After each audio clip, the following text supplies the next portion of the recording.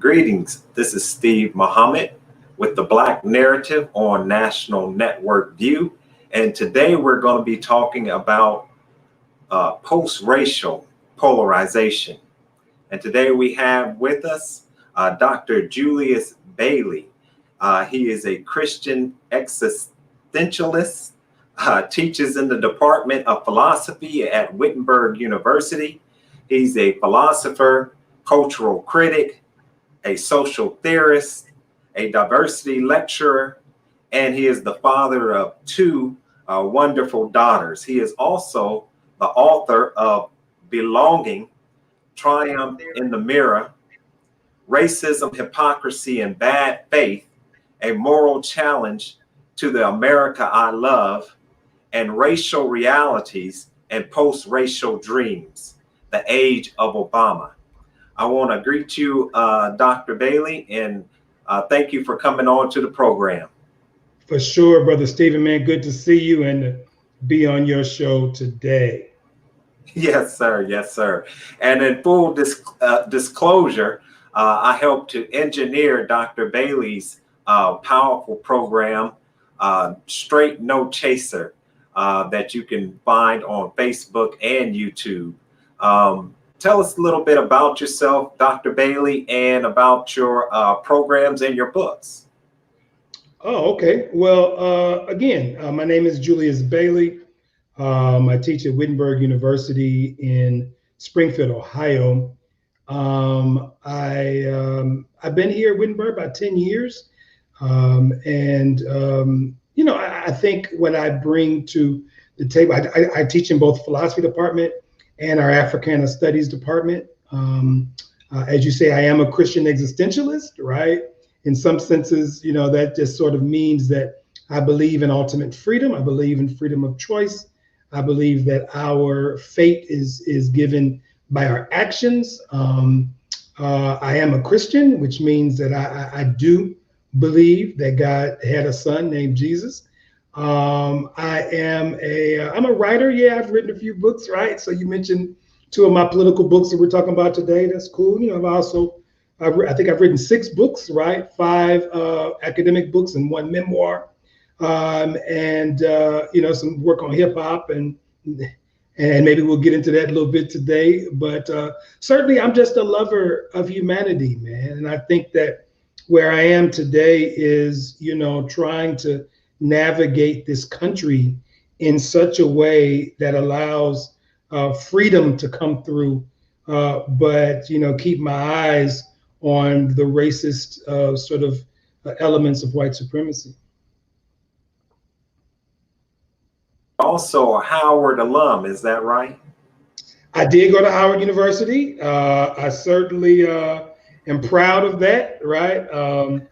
I'm from the South Side of Chicago, went to Howard for undergrad, ended up getting my master's from Howard as well. I left Howard and then went to Harvard and Cambridge, studied in Cambridge for a couple of years, Afro-American Studies, and then I ended up getting my PhD from the University of Illinois in Champaign-Urbana. Oh, wow. Powerful, powerful. And so let's go ahead and get on into it, right?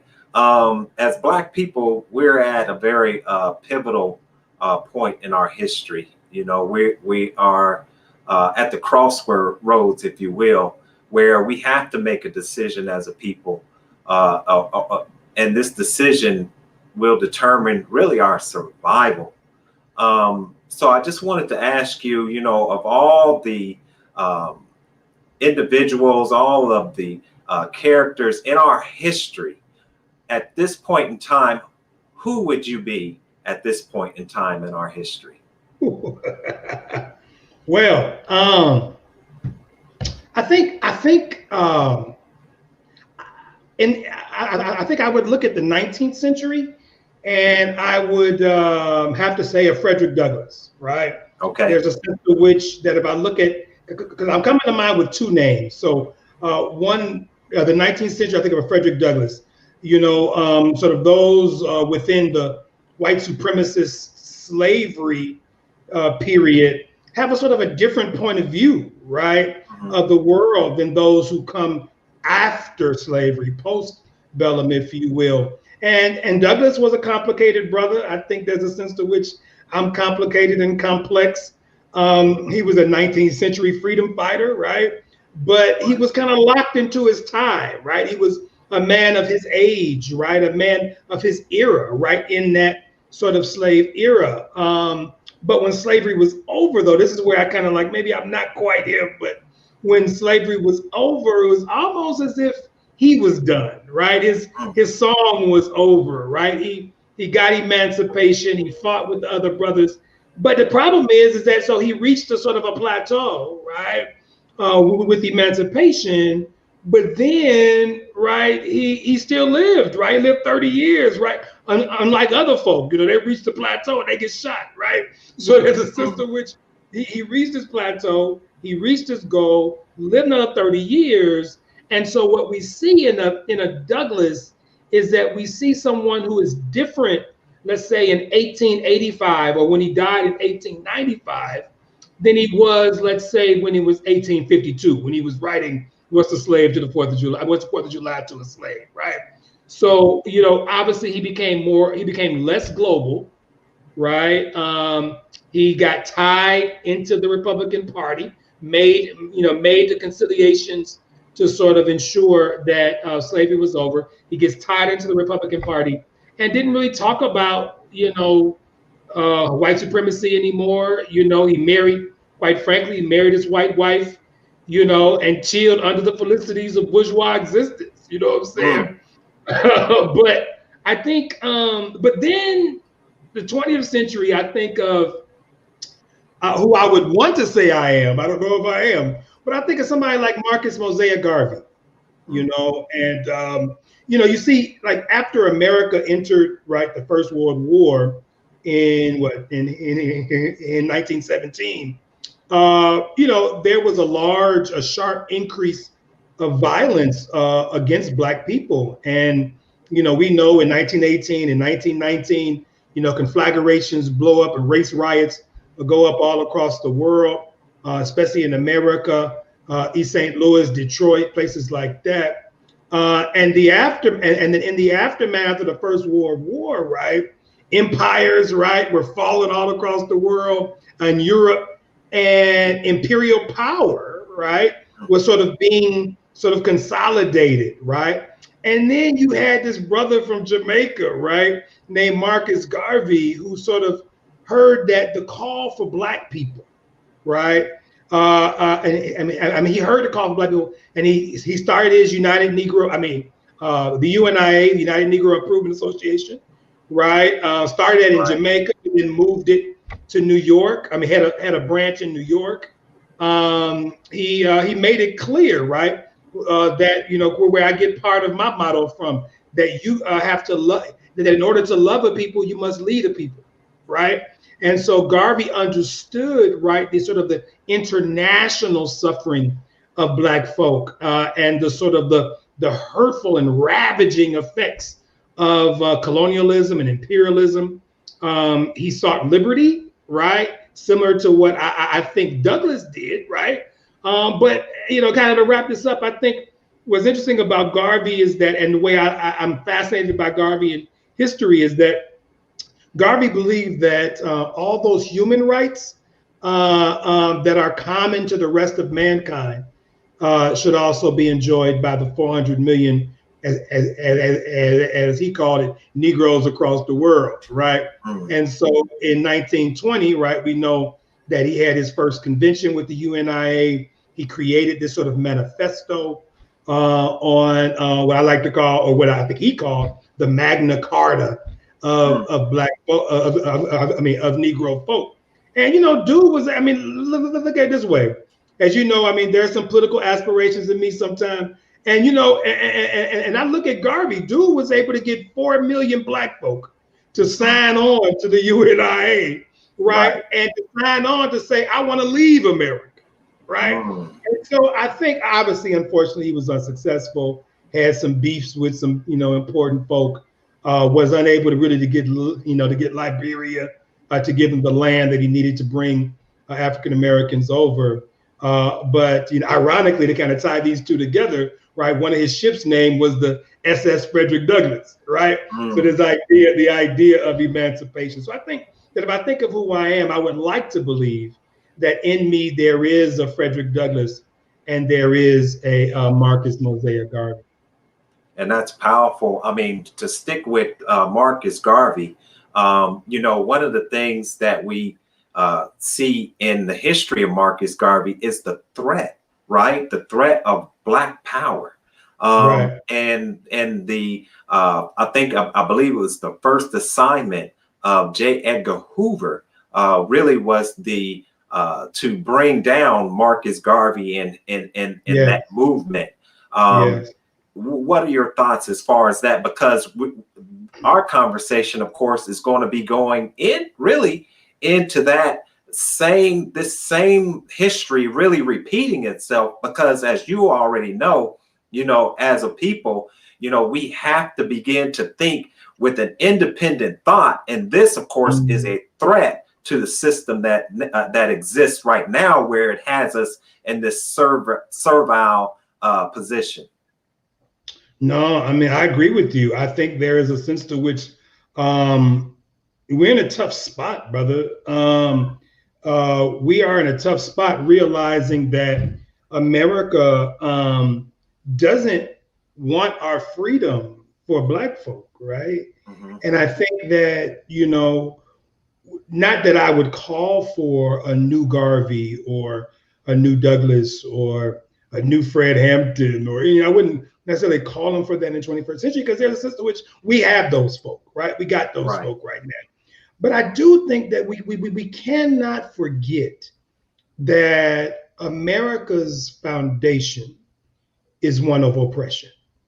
And America's sustenance, the way it keeps itself eating, the way it keeps itself surviving, has to do with the sort of this disparate relationship between not only races, but certainly classes of people, right? And so that's why there are those who are, not necessarily me, but there are those who have fundamental problems with capitalism, right? Because the nature of capitalism is such that you have this sort of disparate relationship between the haves, the have-a-littles, and the have-nots, right?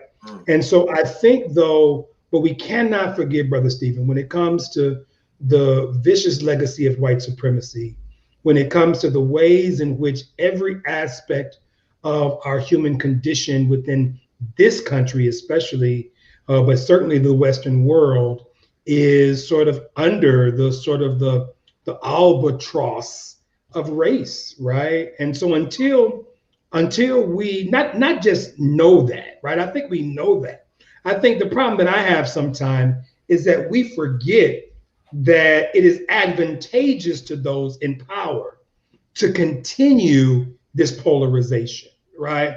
And so I'm just not sure. This is why I understand Garvey, right? Garvey says, look, in order to get out from under this, we got to get the hell up out of here, right? Because this system is too entrenched, excuse me, and too fundamentally rooted within racism and white supremacy to let it go, right? And that's why it's interesting at this very moment, you have Trump, right, signing executive orders against teaching critical race theory, which reminds people of this very thing, right? So he doesn't want people to be reminded of the vicious legacy of white supremacy and the ways in which white people are complicit within it, and the ways in which it affects every aspect of our institutional nature. Yeah, and one of the things we talked about was the founding fathers, right? And their theory, the theories of the founding fathers. But you would argue that the foundation of America is anti-Black, even as though they're putting this Constitution together while they have slaves, George Washington being one of the biggest slave owners, and being in that given that position because of his military ability to decimate the Native Americans. Right. No, I mean, you're right.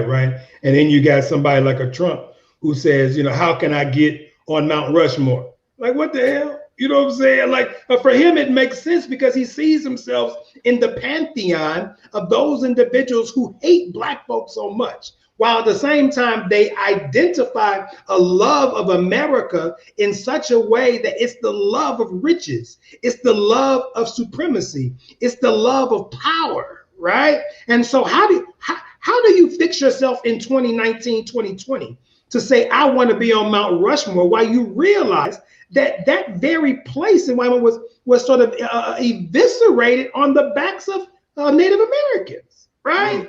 I mean, you made a promise to them. You didn't keep your promise to them. Then you eviscerated them and built a monument to their oppressors, right? And so this is the kind of hypocrisy that America operates on historically, and the kind of nostalgia that many of the right, but it's not just the right, trust me, it ain't just the right, but many of the right wants to return to, in part because those of us who are constantly reminding them of the vicious legacy of white supremacy, constantly reminding them of the ways in which white privilege not just on a personal level, but on an institutional level affects every aspect of our life, reminds them that there's a reason why there's only been 3 elected Black governors in the history of America, and we've been doing this for what, 300 years? Like, what the hell is going on, right? Statewide elections, right? I mean, yeah, we had an Obama, right? And certainly we can talk about whether Obama, how Obama fits within the sort of the pantheon of sort of Black freedom, right? But he was a Black man and is a Black man. Kamala Harris is a Black woman. We appreciate that. We valorize that. But at the same time, we recognize that what are the concessions that need to be made within Blackness to allow for them to even rise to a level of a position of power, as we've said before, Brother Stephen, not just quite the power themselves, but in the seat of power, where really everybody around you actually put you in that position. And now you need to operate within their confines, not on your own. Right, right. And, the Honorable Minister Louis Farrakhan said, politics without economics is like a symbol without substance. So here we are, as you're saying, we'll put our vote. And I think that can you go ahead? Can you talk about that? I mean, you were talking about the 70 million for Trump, 70 million for Biden. But we make up a fraction of that. And so they don't really need to cater to our needs at all. I mean, and here's where I get in trouble, right? Because certainly I understand identity politics, right? And certainly I realize that all voices need to be lifted.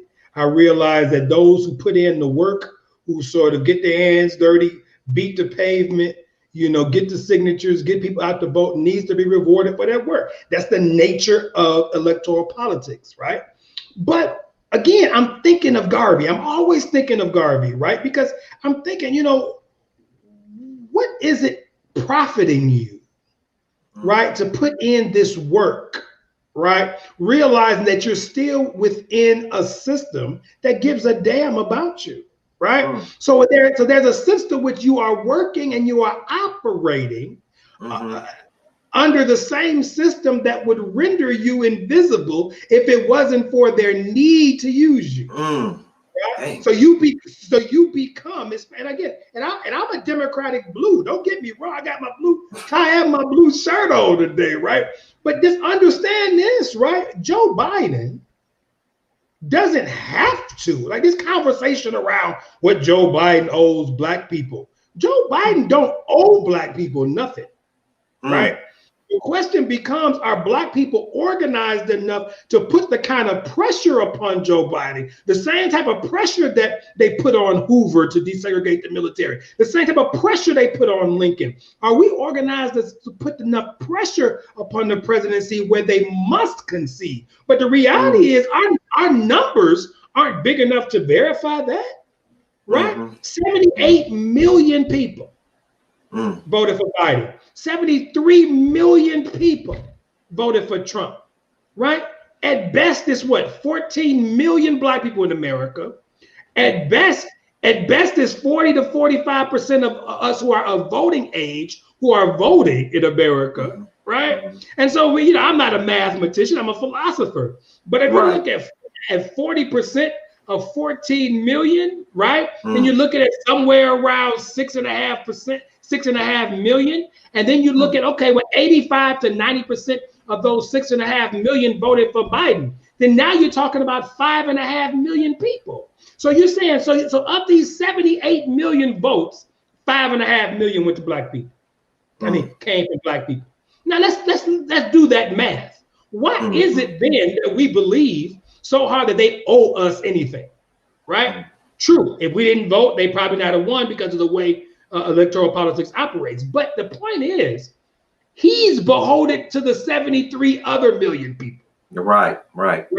He got our 5. Yeah. He got whatever millions of the Hispanic vote, whatever millions of the other racial vote, but he got at least 70 million white folk, right? Who have a variety of interests that he has to meet.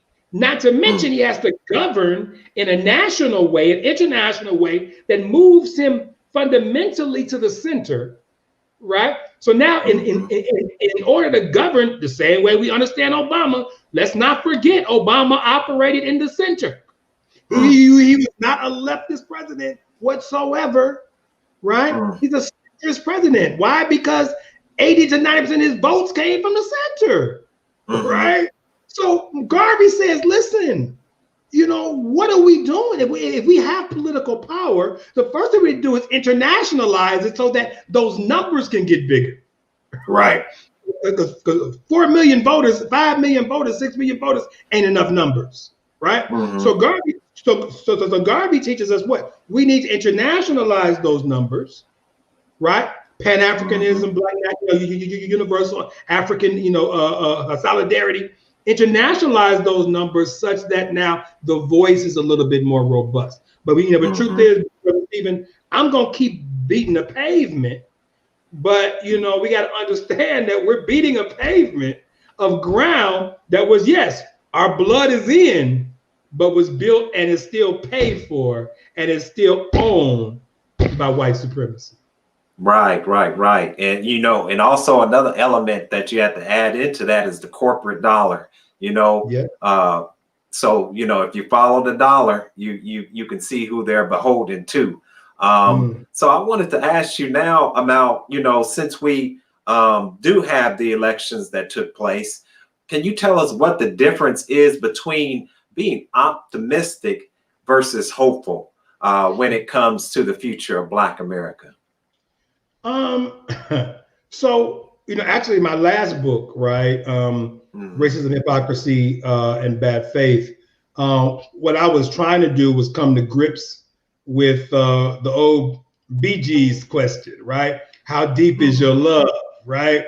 And I wanted to sort of, recognizing the sort of the constant hell that the ontology, the being of Blackness creates and faces in the world. And what does it mean to love in a nation that is so fundamentally broken, right? And so there's a sense to which my love story with America, my country, 'tis of thee, all that kind of stuff, right?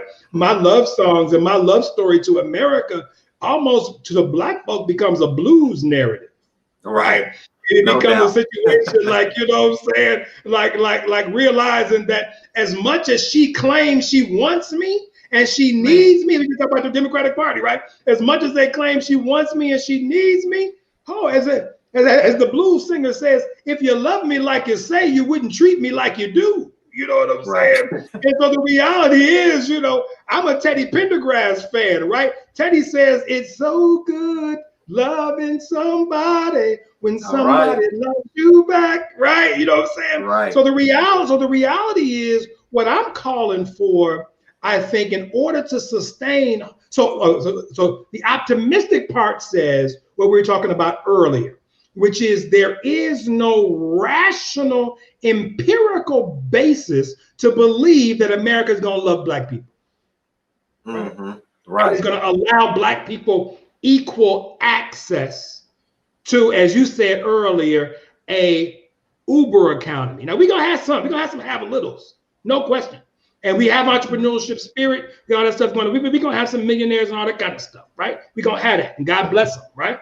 But the reality is though I'm not optimistic that we will ever, and I say ever, because ever for me is my lifetime, right? Mm-hmm. But I have a 13-year-old in the other room, and I'm not sure in her lifetime we will stop having conversations like we're having right now, Brother Stephen, about, whoa, the racism in America, right? Mm-hmm. I mean, so I think what I call for is hope.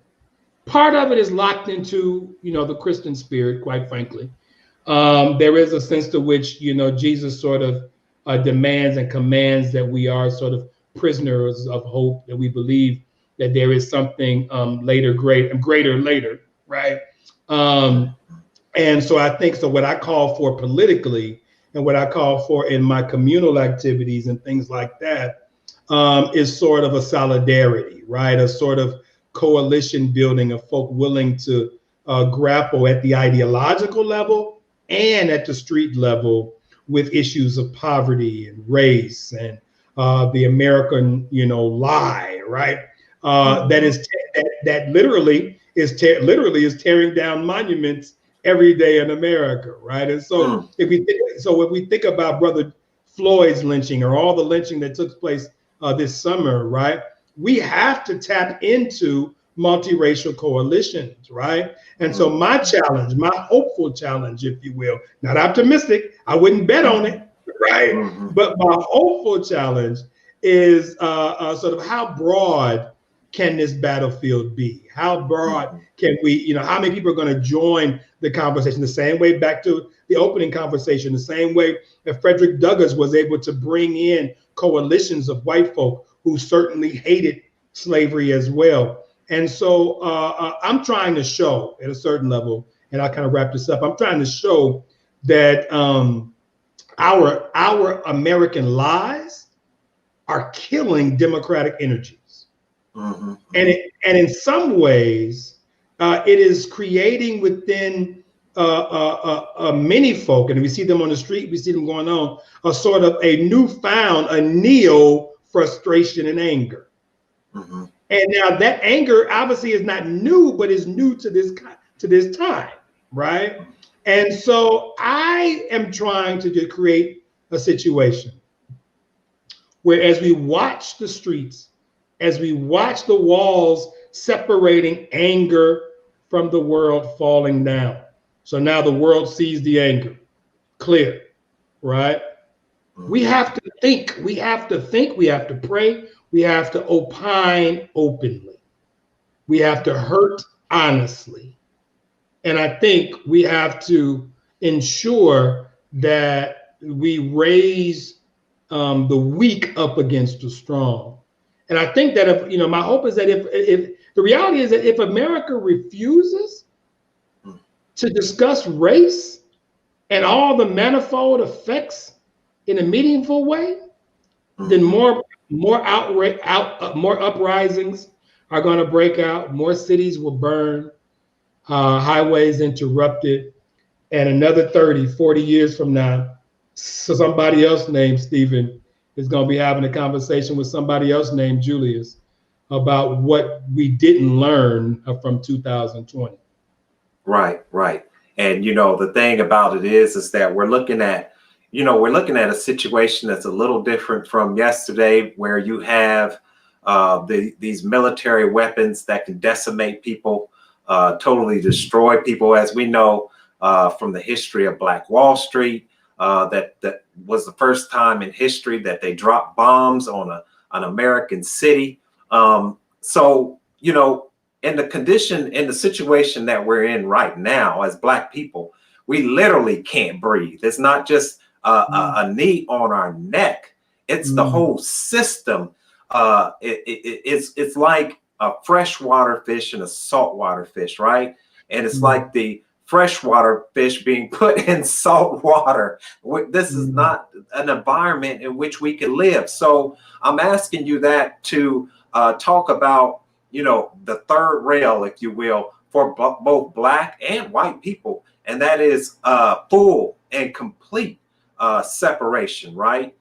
Something that we have to really begin to look at, since we are, as a people, like water and oil.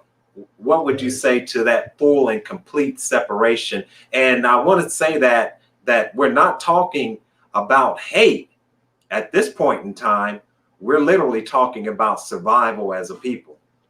Well, you know, like you disclosed earlier, you produced my show, and you know, Eddie Glaude was on, right? And Professor Eddie has a book, and he talks about the value gap, right? Mm-hmm. And he says in his book about the value gap, he says the one interesting and not interesting, we said the one vicious legacy of white supremacy has all to do with the ways in which the devaluing of Black lives has been in such a way that not only do whites who uphold white supremacy benefit from it, but Blacks who also devalue Black lives benefit from it, right? And so there's a sense to which our uplift is often hemorrhaged by our inability to value one another, right? And so the reason I started there is because any conversation around separatism, right, politically, has to deal with it. With the conversation around how much do we value Blackness in such a way that we believe that it is in the best interest of Black folk to separate. Mm-hmm. We already know. I mean, if Marcus Garvey lived right now, if somebody got up and said, look, because of coronavirus, we got all the cruise ships available. Ain't nobody on it, right? So Black folk, we can, if we want to take 10, 12 million of us, get on these cruise ships and go somewhere, we can go. Brother Stephen, I'm not sure you'll fill up 3 cruise ships. Right? You know, I'm just not sure, right? I'm not sure. And part of it has to do is because we already see within Black communities a distrust, right? And within Black communities that are governed under, in many cases, under Black mayors, under Black city councils, in Black churches, you know, we see there's an inherent distrust. And it may have nothing to do with what that leader did or didn't do. It's because of the vicious legacy of white supremacy. That Willie Lynch. In a sense, right? So there's a sense to which Garvey had the perfect time, because you're still a generation or so removed away from emancipation, and folks still had grandmama in their ear. They still had great grandmama in their ear. Now, Brother Stephen, all we know is baseball, apple pie. You know what I'm saying? We got to have our TV, our music. We got to have our YouTube. I just think Black lives are so sort of, we've been hit with weapons of mass distractions, right? Right. That we aren't politically organized to make any type of mobilization of separatism at this moment. Right. I mean, when we look, for instance, in the scriptures, right, and you're being a spiritual man yourself, you know, I think we look at the parallels between the children of Israel at that time and our condition at this time, you know, where they also didn't want to separate, even though Moses was telling them it's time for our exodus. They didn't want to go. And so they had all these plagues and famines and locusts and, you know, things like that. And now we're seeing this same thing taking place today, you know. And so I'm wondering, could it be that we will be separated even against our will as a people, as we see at least the economic collapse and possibly civil disorder breaking out here in America? Yeah, I mean, I just, you know, I don't. That's a tough question, man, and a tough question to answer in a short time. But I would say that the spiritual part of me, I mean, call me a pessimist. I don't believe we trust God enough to make a move like that. Right? I don't believe it. I don't believe it. You can't. I would be willing to bet, again, back to the Garvey piece, I would be willing to bet that more Black ministers would argue against a new Garvey meeting in Florida, meeting in Dallas, meeting in Mississippi to get on these buses to get the hell out of America. I'd be willing to bet that many of those prominent voices against immigration with the E out of America might come within the body of ministry. I don't think we trust God enough. And I think the ways in which many of us come to, and this is one of the problems of Christianity, right? One of the ways many of us in Christianity comes into it is, quite frankly, in this sense of the sullenness and brokenness, right? And this is just our lot, right? This is just what we're supposed to experience, right? And so the idea of fullness, the idea of happiness in a land of milk and honey on earth, right? That may exist in the New Jerusalem. We trying to create that on the South Side. We trying to create, you know what I'm saying? When we don't own nothing on the South Side. And we don't own nothing on the West Side, but yet we trying to fight for. We need more business. We need a Black Wall Street on the West Side of Dayton. No question. We love Black businesses. We want to support Black businesses. We want to keep those things alive. Shout out to the the marketplace and the folks doing stuff like that in Dayton, the entrepreneurs marketplace. But the reality is that we don't own these streets, right? We don't own these lights. We don't own the water. We don't own the utilities. We don't own the government that gives us the licensing for stuff. So what does it really mean, right, for Black self-sufficiency within a racist America? I believe it exists. And I believe that when it comes to leaving, I think that, again, I just don't believe that we have enough faith, one. And two, I believe that we're so American now that unless you're going to say we all going to Georgia, right? Now, 14 million folk, we going to Georgia, all the white folk leave, Georgia is a Black state and we annex the state. Now we talking about something, right? But Black folk ain't leaving, we ain't leaving this country. Right, we ain't leaving. Right. No, and you make up a good point. I know that the Honorable Minister Louis Farrakhan was talking about at least, I believe, 8 to 9 states. And that's what we're talking about when we talk about a full and complete separation, because you make up a good point. I mean, number one, many of us are not going to return to Africa. And then there's another point, is that our ancestors fought, bled, and died, to make America what it is today. But let's go and look at, as you're saying, our power as a people. Now, I interviewed Mr. Matthew Portis, right? He's the founder and president of Soul Green. And he pointed out that we have more Black millionaires and several Black billionaires like Oprah Winfrey, Tyler Perry, Jay-Z, and Michael Jordan, just to name a few, right? But there are over 600 billionaires in the United States that are non-white. And so I wanted to read just a little bit from a lecture from the Honorable Minister Louis Farrakhan, right? Or point out this. It says that in 1985, Jewish distributors, and many people may not even know this history, Jewish distributors of cosmetic products blocked Minister Farrakhan and the Nation of Islam power people organized and working for economic rebirth, urban renewal initiative, by threatening to boycott the manufacturers contributing to his enterprise. And some of those manufacturers were Johnson Products, M&M Products, Comer, Cantrell, and Proline.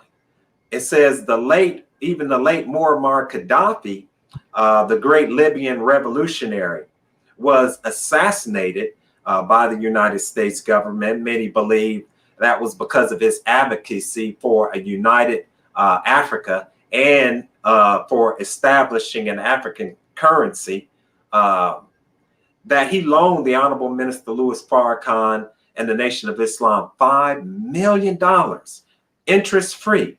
That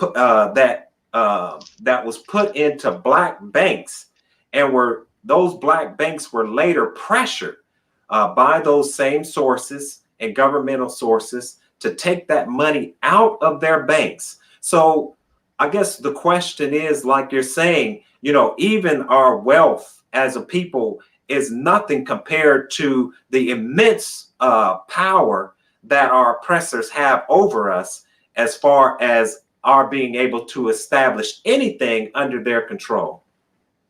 I mean, you said it. I mean, all I can say is right. Amen, right? But the first thing I think about, right, is the ways in which, and is, obviously many of us still are collecting checks, man. You know what I'm saying? And so many of the people you mentioned, outside of Oprah, outside of Tyler, but most of these folks still collecting checks, right? And so the reality is that we still have to separate, right, income from wealth, right? And at what point is your money making money for you and you can sleep and do whatever you want to do, right? And so when I think of the entertainers you mentioned, so I'm sorry, the point I was going to make was, so all of your business millionaires and billionaires, right? They become, important in the conversation because at least they're leveraging at the table that then creates the kind of policies economically that may or may not allow for other Black people to enter in, right? So that's why people say, well, listen, if Jay-Z is going to get a seat at the NFL table, right, what is Jay-Z going to do for Black folk, considering that over 70% of the players of the NFL are Black, right? So that's a legitimate question, right? So it's one thing to have the kind of wealth that Jay-Z had so he can get invited to the table. It's another thing to have the power within the table and you're just not the spook that sat by the door. You see what I'm saying? And the reality is, brother, especially when it comes to entertainment, I mean, media, man, right. Even though the internet is not as beholden, even though it kind of is, but it's not as beholden to TV, film, and radio. But I mean, you're still talking about AT&T, who owns Time Warner, CBS, Comcast, Disney, right, and News Corp, the former Fox, right? That's who you're talking about, right? And part of that, who you're talking about, has to do. This is why I like Bernie Sanders too, right? Because part of what you're talking about is that in 1996, I believe, Clinton signed the Telecommunications Act, right? And this Telecommunications Act allowed for the falling of restrictions of large corporations to own smaller corporations to allow for mergers and buyouts of smaller news markets, right? So when you had your local newspaper and you had your local TV shows and stuff like that, thanks in part to Bill Clinton, what some foolish Black people call the first Black president, he then creates a sort of the atmosphere to have these mergers, right? That's what Bernie Sanders is talking about. So you got Disney, for instance, right now. Disney ain't fighting with nobody but Netflix, right? That's who they fighting with. They ain't worried about nobody else. Why? Because Disney owns almost everything you watch, right? They own everything. This Disney Plus through COVID has made them rich. You see what I'm saying? And then you throw in the fact that they got ESPN and everything else that Disney owns, right? Disney ain't worried about nothing. Netflix obviously ain't worried about nothing. Viacom and CBS ain't worried. They losing some advertising money, but everybody who wants to do anything, Brother Stephen, has to go through them, right? You got to go through them. So even when you talk about a Tyler Perry or Oprah Winfrey, God bless them. God bless Black studios, right? And that is fundamentally important. And Tyler Perry's story about owning a Black studio on former slave ground is a powerful story. Right. But Tyler Perry, once he's hired all the writers, all the directors, all the actors, God bless them. Ain't nobody else doing it. Thank you, Tyler Perry, for doing it. Right. But at the end of the day, what does he have to do? He got to call up Lionsgate. He got to call up Paramount. He got to call up, he ain't calling up Disney, but he got to call up those people and say, listen, can you grab this film and distribute it for me around the world? We don't own distribution, brother. You know what I'm saying? We don't own distribution. And that's also in your music. All these hip hop millionaires, God bless them, have got their labels. Beyonce got her whole company. God bless you. But you are tied into Columbia Music, Beyonce. That's a Sony corporation. That's a part of a corporate entity, Beyonce. I'm not mad at you, God bless her. But we have to understand that, as you said earlier, there are systems above what we're looking at, right? And so those systems ain't giving up that power to Black people, no matter what you say. Right. That's right. And so this is just like a real conversation, right? It's a real conversation looking at our mindset as a people, because as you were saying, that's, you know, I think the younger people would gravitate more towards looking towards separation. However, I think that, like you're saying, you know, at this point in time, you know, our mindset, our mentality has to be changed, and we're going to get into how that can take place, right? So one of the things that you're talking about, like with Byron Allen, right, and his fight with Comcast, this is just another example of how, you know, their foot is continually on our neck, and our word, our narrative, right? It can't even get out there, because if we come with our narrative strong, then these social media algorithms and artificial intelligence, which are programmed to be racist, shut us down. Yeah. And so let me ask you, as we go into this, let's talk about one of your favorite subjects, and that is the influence of hip hop, right? As we begin to close this out, the Honorable Minister Louis Farrakhan talks about a cultural revolution and how the rappers have more influence than Black preachers. And I'll quote him. He said that we are being, and he's talking to the rappers, right? He says, we are being used as instruments of the death and demoralization of our people. You said it earlier, and he's talking to our brother Sway in the morning. He said, you said it earlier, our rap artists are more powerful than any preacher. One rap song can turn more people's minds than 100 sermons of some of the great preachers.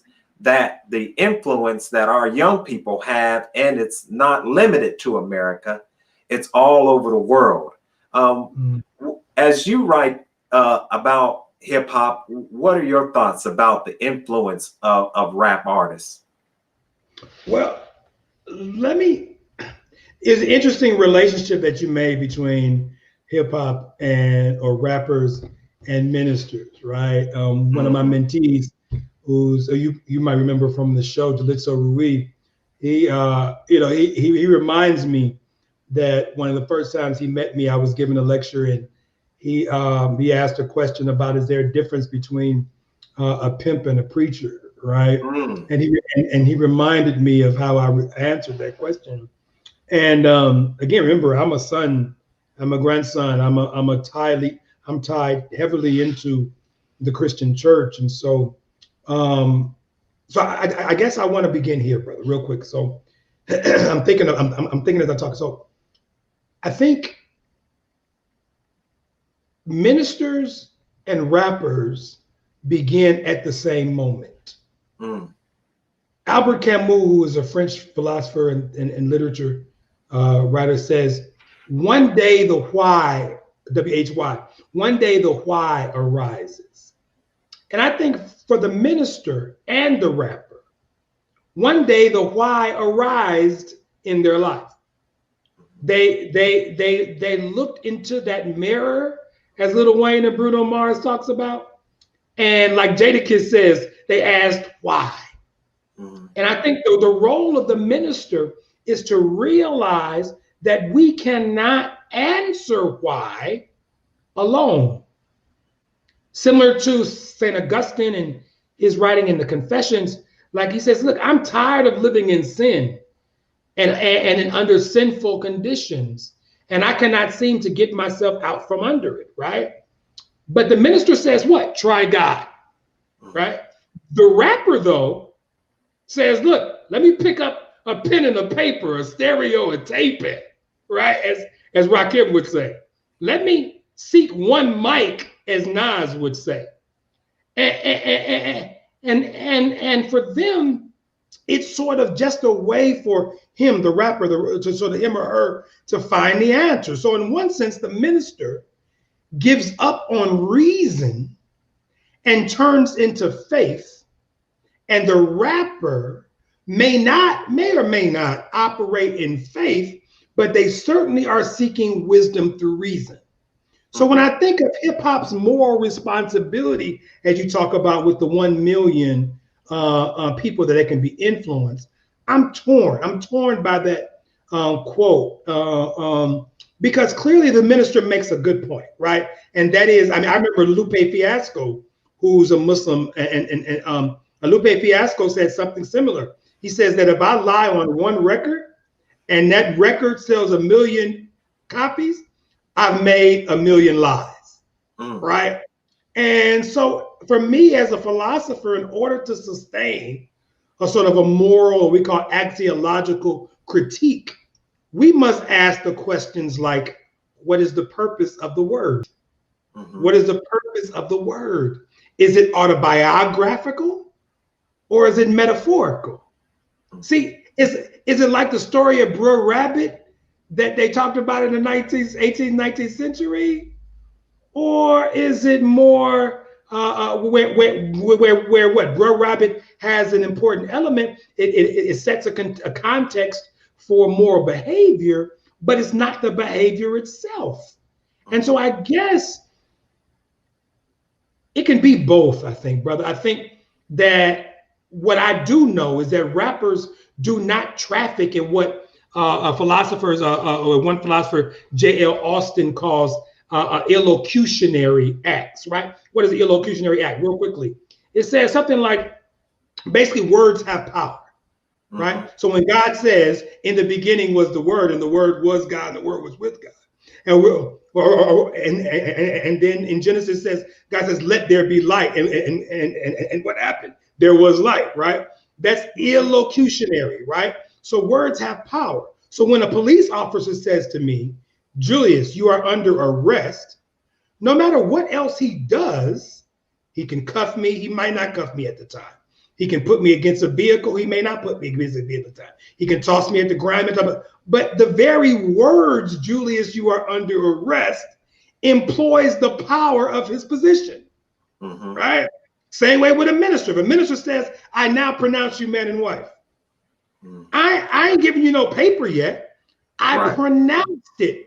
I pronounce it. So words have power. That's an illocutionary act. So what's my point here? My point is that an illocutionary act, then, Brother Stephen, is when people in power have the ability to speak and make real what they say. Right. So when God says, let there be light, it happened. If I told you right now, Stephen, you are under arrest, you ain't gonna feel the power of my I ain't got no power over you, right? So the point is that unless I'm going to give Lil Wayne, Lil Baby, Lil Pump, Lil Yachty, Lil all of them littles, Young Thug, unless I'm gonna give the Baby or Lil Baby, or all of them, unless I'm gonna give them authority over my actions, then no, rap is nothing more than allegorical. It's not illocutionary. And so that's just me. Now you asked me, right? So I don't believe rap has that power unless we allow for the Migos or we allow for Pop Smoke to have the power over us, right? Okay. We can separate the word as truth from the word as story. And if we decide to operate in the story, it ain't Pop Smoke's fault. It ain't young Lil Yachty's fault. It ain't Yo Gotti's fault. We had a choice to operate in that sense. They don't have illocutionary power like God does. They don't have illocutionary power like even the police officer does. We make choices. Right, right. Now I would want to look at, for instance, the civil rights movement, right, and the assassination of Black leaders in the late 60s, and then you have this vacuum, and then in that vacuum you have this enemy bringing in these Black exploitation movies, right, glorifying pimping, glorifying drug dealing. Then you have this repeat of this same history with the 90s, I believe, with Public Enemy and Tribe Called Quest and other conscious, what you would call conscious rappers, right? And then we read, and there was an anonymous a conspiracy theory, if you will, if you want to call it that, in the 1990s, where they said 1991, where it said a group of music business bigwigs gathered in outside LA, and they met with those in the prison industrial complex. And this is how you begin to have this shift from this conscious rap into this thug life, if you will, or this rap that, of course, is talking about capping your brother, or, you know, bands and all these type of things, right? So definitely rap has an influence. The problem is that it's not being controlled by us, as you were saying, with the distribution, and those who want to make money, they can sell themselves out, if you will, to make that money by rapping certain lyrics. What is your thoughts on that? I mean, that's a whole nother show, man. But I would say though, in sum with that, and then maybe I could tie it up to what I'm thinking, what it leads me to. What I am thinking though is that there is something to be said about the ways in which we either contribute to or we separate from the niggerization of our people, right? And so I think that I personally, right, I've had debates with Chief Keef in Chicago, for instance. I said, listen, you can't tell me that all day, every day, all you think about is shooting people, right? That's not the case, right? You have other things in life that you deal with, right? So why can't your music reflect the totality of your human existence, right? People don't want to hear that. They want to hear the real. Well, the real is I got to pay bills. The real is I got to go to the store. The real is I got to talk to my mom. I got to go see my grandmama. There's other reals too, right? Other than I got to cap the dude from 64th Street or 63rd Street because I'm from 64th Street, kind of stuff, right? So I think, and that's why I believe somebody like, a brother Malcolm is important, right? Because, brother Malcolm made Black men unafraid to be standing strong, proud Black men, right? He engaged himself in an emancipation from, not, as you say, a valorization of messed up conditions, right? So imagine if Malcolm X was here today and Malcolm X would say something like, hey, I know we looking at the whale, we all are in the belly of Herman Melville's whale. I know that. And I see you, T.I. I see you, Gucci Mane, in the trap. I see you. But what we have to understand that Malcolm X too was a trap poet, right? He spoke from that trap existence, but Malcolm X did not let the trap stay in him, right? So he engaged in what Cornel West would call the deniggerization of himself and others, right? He made black men straighten their backs, become less afraid. Fred Hampton Jr. was like that, right? And what do they have in common? They both got a bullet, right? But what do you mean, right? So what if? So that might be the answer to your question, Brother Stephen. Right. What if these powerful rappers were about the deniggerization of black folk? Will it come with $1 million checks, or would it come with a bullet? Right? Yes, sir. Good. That's good. That's good. And that's something that we're gonna have to really look at when it comes down to getting our freedom, full, complete freedom, justice, and equality. It might be a sacrifice. It might be a sacrifice we have to make. So as we close on out, are there any last words as we close this conversation out?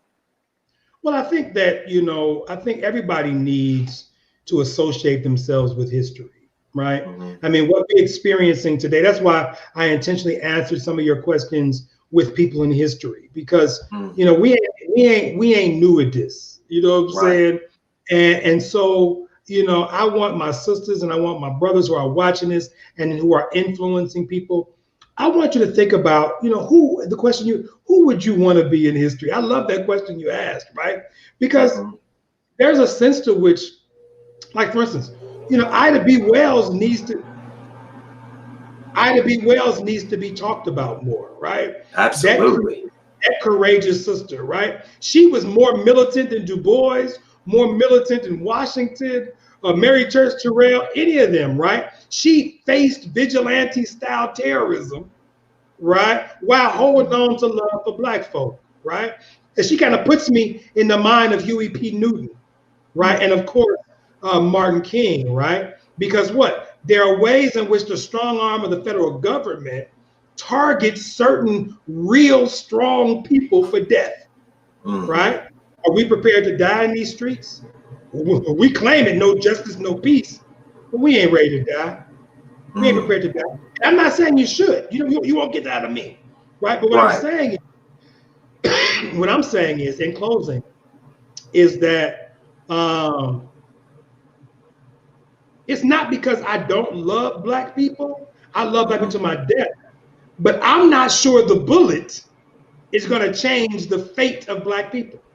If I died today, I still bet you that 30, 50 years we having the same conversation. Right? So then the question becomes is, all I can do then is reduce my boil, as Du Bois says, to a simmer. I lean on the humanity of hope of the human condition, right? The prayer that God's angels and God's prophets and will enter the hearts of people. And I know that may sound a bit soft and not hard enough for some, maybe even foolhardy. But what's the option? A revolution? Black folk, Brother Stephen, I don't know. Black folk, I know they ain't revolutionaries, man.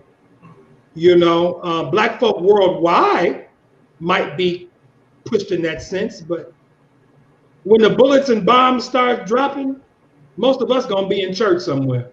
And the truth is that that's why the Proud Boys and Trump and all them can do what the hell they want to do, because they know what black folk gonna do about it. What you gonna do? Right? The stakes are too high. I think the stakes are too high, Brother Stephen, and the rewards, I'm not sure. In America, anyway, I'm not sure is attainable. Right. And so, I mean, that's real talk. Like I said, we got some real conversation, and like I said in the very beginning, we're at that crossroads as a people, where we're going to have to decide, freedom or death. Freedom or death, man, because we only got two choices in front of us. We're looking down one road, which is death. We see death and we know what that road is. We're on that road. Or we can take this other road and it may be the unknown. However, as they always say, we can't lose nothing but our chains. So with that, brother Dr. Julius, I want to thank you for coming on to the program. and we'll go ahead and just close this on out. Thank you, so, sir. Sorry. Thank you, beloved. All right. And so I want to thank all of you for tuning in and watching this, a very real conversation. And, you know, next week, we're going to continue this conversation with Sister Lorraine Muhammad, who is the author of a powerful book where we'll be talking about Is Separation the Answer? And so with that, I want to thank you for tuning in to NNV News. Please share your thoughts with us in the comments section below. Follow us on social media at NNV News, and please subscribe to our YouTube channel, National Network View. This is Steve Muhammad with nnvnews.com. Be a part of the force that powers truth in journalism. Your support helps to combat false media. Cash App NNV News. Let's have a discussion. People have questions. They would like answers. Let's talk about the issues. Confront the things that may be difficult to address. The Black narrative.